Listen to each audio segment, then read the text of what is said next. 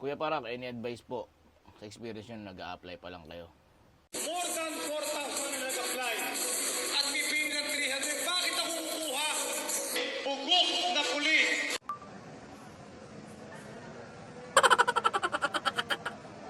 Yun, no? So, sa tingin ko, no, isa ka sa nalungkot nung nakita mong konti lang yung quota tapos bukod dun, baka yung region nyo wala pang quota, no? So, ganito na lang. Kwentuhan ka na lang ni Kuya Parak. Na huwag ka malungkot, par, kasi lalo sa NCR nga 400 yung quota ngayon eh. Sa amin nun 300 lang, di ba? Pero hindi kami nalungkot. So, ganito sa amin, una nangyari nun, par. Apply muna kami, more than 4,000. Oo, naka-live yun ha, kay ano yun. Kumbaga, naka-media yun kay General Eliasar yan. So, syempre, pag nakaka-low moral, 300 lang quota, tapos ganun, di ba? Ang hirap, paano kaya kung makakapasok doon sa 300? Di ba? So, ang nangyari doon, nagkaroon muna kami ng qualifying exam. Yung qualifying exam na yun, nagpasok ko ng requirements, di ba? Qualifying exam, parang general question lang yun, parang ganun, general knowledge, kung ano-ano lang yun eh. So, doon, nagra-ranking sila ron. So, ang ginawa ko, sobrang dami, syempre. I-mindset mo sa sarili mo na 300 lang quota. I-mindset mo sa sarili mo na kasama ka ron, par. Di ba?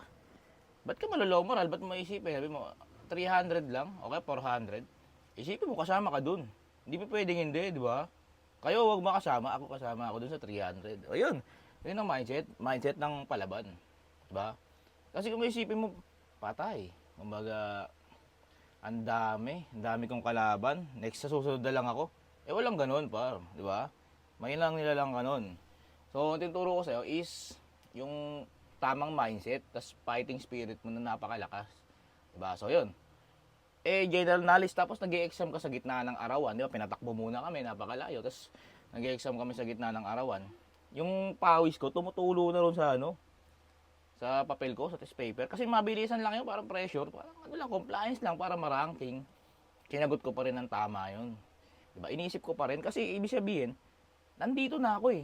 Ang dami kong kalaban, eh, yung 300 na yun, kailangan, kasama ako doon, okay? So yun.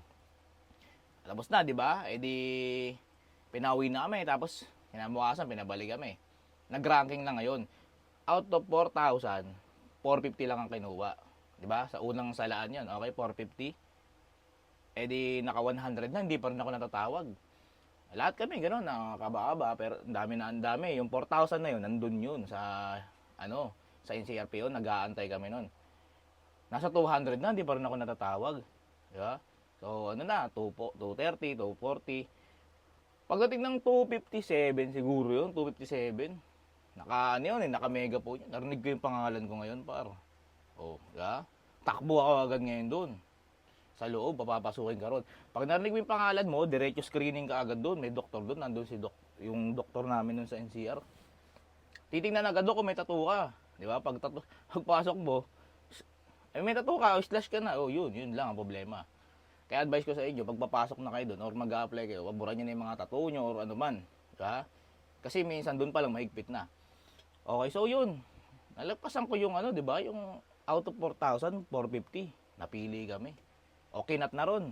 Nagsimula na ngayon yung process. Magbabawas pa. Di ba? 450, kailangan ubusin to hanggang 300 kasi 300 lang yung allotted na quota. Oh, eh syempre, although magkakasama kayo ng mga kasama mo nag-a-apply, syempre, concern ka rin naman sa kanila. Pero kailangan, ikaw ang makapasok, di ba? Best of the best eh. Laban-laban kayo eh. So yun pa rin ang mindset ko. Dapat makapasok ako sa 300. Di ba? Bahala na ulit kayo, basta pagalingan tayo. Yun. Di ba? Kinumpleto ko, requirements, medical, comply. Doon nagkalagasan sa medical. Di ba? Tapos, ayun, nangyari na. Tapos na lahat. Tapos kami lahat ng medical, may sobra pa din, parang may sobra pa ng 15, gano'n. So, nangyari, 300 lang talaga yung quota. In-slash yung 15. Next quota sila, gano'n.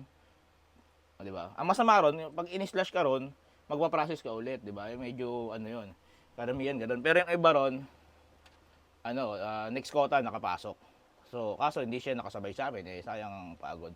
'Di ba? So, sila ay excess. So, basta 300 lang kami nakapasok. Ano ba yung ibig ko sabihin dito? Ibig ko sabihin dito, kahit ganyan, 4,000, depende yan sa mindsetting mo. 'Di ba? Kung mindsetting mo na makakapasok ka ron par. Kahit gaano pa, kahit 100 lang yung quota niyan eh, makakapasok ka ron kasi yun yung mindset mo. Eh. Gagawin at gagawin mo lahat ng paraan. 'Di ba? Huwag mo muna isipin yung failure po. 'Di ba? Yun ang fighting spirit namin doon par. So, na-survive ko. Oh, ngayon, na-survive ko. Nakapasok kami. 300 doon. Bakit hindi mo kaya? 'Di ba? Kaya mo 'yan par. Doon nakapalo ka kay Kuya Park, 'di ba? Andito ka eh.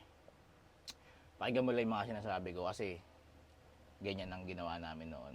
So, for more tips, syempre, mga diskarte, i-replyan ko na lang yung mga comment nyo para sa more tips, no? Kaya mo yan, par. Kahit nasan ka man ngayon, di ba? Pag sinabi mong hindi mo kaya yan, eh, may nang nilalang ka nun, di ba? Hindi ka nararapat dito. Kaya mo yan, brother. Di ba? Sa kasulidong kaparak. Ingat ka palagi. God bless, par. Okay.